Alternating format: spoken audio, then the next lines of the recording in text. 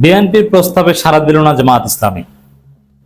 এখন জামাত যদি বেঁকে বসে, বিএনপির জন্য ক্ষমতায় টিকে থাকা কঠিন হয়ে যাবে।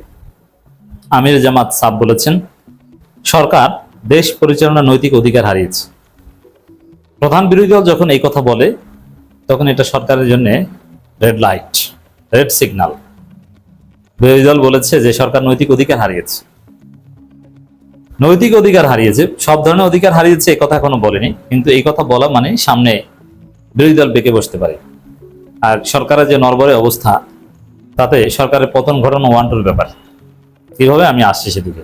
আমির জামাতের এই বক্তব্যটা খুবই তাৎপর্যপূর্ণ যে সরকার দেশ পরিচালনার নৈতিক অধিকার হারিয়েছে। এটা আমির জামাতের একটা রিয়াকশন। তার আগে আমির জামাতকে প্রস্তাব দেওয়া হয়েছে বিএনপির পক্ষ থেকে, আপনারা গণভোটে ওটাকে ছাড় দেন, জুলাই সনদও এটা ছাড় দেন। এই জুলাই সনদ মানলে আমাদের রাজনীতি থাকে না, আমাদের যে খাওয়া খাওয়ির রাজনীতি এটা থাকে না। তারেক রহমানকে আমরা কাল্ট বানাবো, তাকে আজীবন প্রধানমন্ত্রী বানাবো, তিনি যতদিন জীবিত আছেন দলের প্রধান প্লাস প্রধানমন্ত্রী, এভাবে আমরা কমপক্ষে 15 বছর ক্ষমতায় থাকার একটা স্বপ্ন দেখেছি। জুলাই সনদ মানলে তো এগুলো থাকে না, কারণ এই 15 বছর ক্ষমতায় থাকলে রাষ্ট্রীয় প্রতিষ্ঠানগুলোকে যেভাবে দলীয়করণ করতে হবে, যেভাবে আমাদেরকে ফ্যাসিস্ট হতে হবে, কারণ ফ্যাসিস্ট হওয়া ছাড়া 15 বছর ক্ষমতায় থাকা সম্ভব নয় টানা। বাংলাদেশের মানুষ 5 বছরের বেশি কাউকে ক্ষমতা দেখতে চায় না, 5 বছর পর পরিবর্তন করে, এটা বাংলাদেশের মানুষের সাইকোলজি। তো এই জায়গায় দর্শক, জুলাই সনদ মানা সম্ভব না, তাহলে তো আমাদের খায়েশ পূরণ হয় না। জামাতকে বলছে আপনারা কি চান, আপনাদেরকে আমরা কিছু দেই। যেমন আমিরে জামাতের এলাকায় প্রতিমন্ত্রীকে পাঠিয়েছেন, ডিএনসিসি প্রশাসককে পাঠিয়েছেন, যে কি লাগবে স্যার আপনাকে দেই, কি সম্মান, এরকম আরো বলছে যে আপনাদের কি লাগবে, উন্নয়ন, সংসদীয় কমিটির পদ পদবি, আরো কিছু যদি লাগে, চাকরি টাকরি আপনাদের লোকজনের কিছুটা দেই, টাকা পয়সা, এবং আপনাদের বিরুদ্ধে যে এই মিডিয়ার চরিত্র হনন, সবকিছু আমরা এগুলো বন্ধ করে দেব, একটু ছাড় দিব, নইলে আপনাদের মান সম্মান যেভাবে যাচ্ছে দেখেন না। যেমন বিএনপির প্রতিমন্ত্রী, বিএনপির এমপি মৌলভীবাজারের কিংবা পঞ্চগড়ের, তাদের ল্যাংটা ভিডিও ফাঁস হয়, এতে কিছুই হয় না, কোনো মিডিয়া এটা নিয়ে রিপোর্ট করে না, বরং ব্ল্যাকআউট, বরং এটাকে এআই জেনারেটেড ভিডিও বলে সমস্ত মিডিয়া রিপোর্ট করে। সোশ্যাল মিডিয়ায় বেশিক্ষণ আবার আলোচনায় থাকে না। কিন্তু জামাতের কিছু হলে, যেমন গাজী নজরুলের বিরুদ্ধে প্রথম আলো প্রায় 25টার মতো নিউজ করেছে, ফটোকার্ড বানিয়েছে 22টার মতো, কিন্তু ফারহাদ হোসেনের বিরুদ্ধে একটাও না। তো এভাবে কিন্তু জামাতকে ধসিয়ে দেওয়া হচ্ছে। তো এটাও বলছে যে আপনাদের অবস্থা খারাপ করে দিচ্ছি, দিব না। সিটি কর্পোরেশনে আপনাদের বেশ কয়েকটা কিছু দিব, মেয়র পদ, কিন্তু ভাই এই জুলাই সনদের গণভোট ছাড় দেন। কিন্তু জামাত বলছে না, আপনারা নৈতিক অধিকার হারিয়েছেন দেশ চালানোর, এই বিষয়ে কোনো আপোষ আমরা করব না। খেলা এই লেভেলে চলছে। এখানে জামাতের দুর্বলতার কথাটা একটু বলি প্রসঙ্গক্রমে, যেহেতু মিডিয়ার কথা আসছে। মিডিয়া, বিএনপির মিডিয়া, এগুলো সব বিএনপির মিডিয়া, পুরো মিডিয়া বিএনপির দখলে। প্রমাণ তো দেখেছেন যে সেই পঞ্চগড় 2 আসনের এমপি যার ভিডিও ফাঁস হয়েছে, ফরহাদ হোসেন আজাদ, জাস্ট তিনি চেয়েছেন যে সব মিডিয়া বলুক যে এআই জেনারেটেড ভিডিও, বিনা যাচাইয়ে সব মিডিয়া রিপোর্ট করেছে যে এআই জেনারেটেড, অথচ এটা এআই জেনারেটেড না। বিনা যাচাই সবাই বিএনপির কথা মতো রিপোর্ট করে দিয়েছে।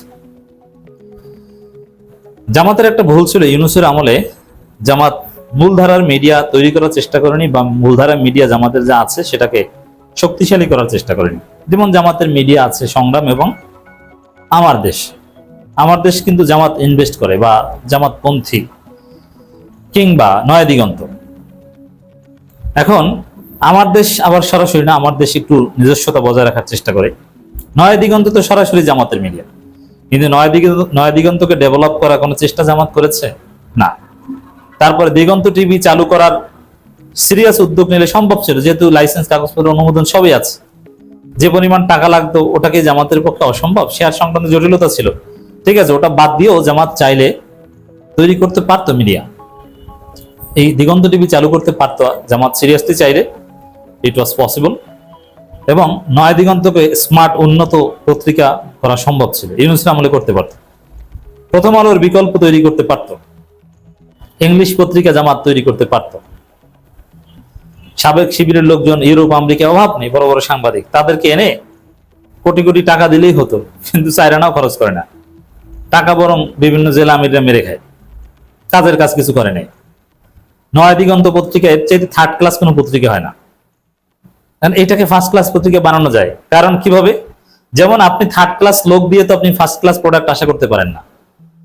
এখানে যোগ্য লোককে যদি আপনি নিয়োগ দেন বেশি বেতনে, তাহলে পত্রিকা এমনিতেই, যেমন প্রথম আলোতে যেসব যোগ্য সাংবাদিক আছে, ডেইলি স্টারের সাংবাদিকদের যে মান, কেন? বেতন বেশি বলে ওখানে আছে। এখানে নয়া দিগন্ততে যদি জামাত, প্রথম আলো, ডেইলি স্টার যদি বেশি বেতন দেয়, দেখবেন যে ওরা ওখানে চাকরি ছেড়ে এখানে চলে আসে।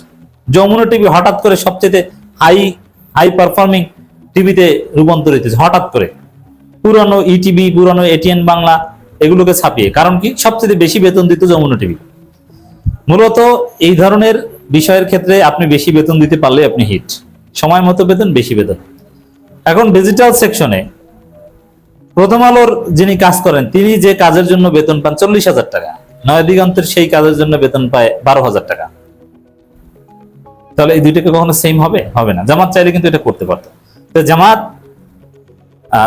মিডিয়ার জন্য কোনো ইনভেস্ট করেনি। ইউরোপ আমেরিকা থেকে অনেক সাবেক শিবির বলেছিল যে আমাদেরকে কয়েক কোটি টাকা দেন, আমরা এসে বাংলাদেশে ইংলিশ পত্রিকা করি, ডেইলি স্টারের বিকল্প। এখন ডেইলি স্টারের বিকল্প শফিকুল আলম, ইউনুসের সাবেক প্রেস সচিব, তিনি ঠিকই একটা করবেন। শিবিরের ছেলেরা অনেকে সেখানে চাকরি করতে যাচ্ছে, কিন্তু ওটা তো আর জামাতের পারপাস সার্ভ করতে পারবে না। জামাত সোশ্যাল মিডিয়ায় তাদের হাইপ দেখে, তাদের অবস্থান দেখে ভেবেছিল যে মেইন স্ট্রিম মিডিয়ার যেদিন সোশ্যাল মিডিয়ার পাওয়ার বেশি।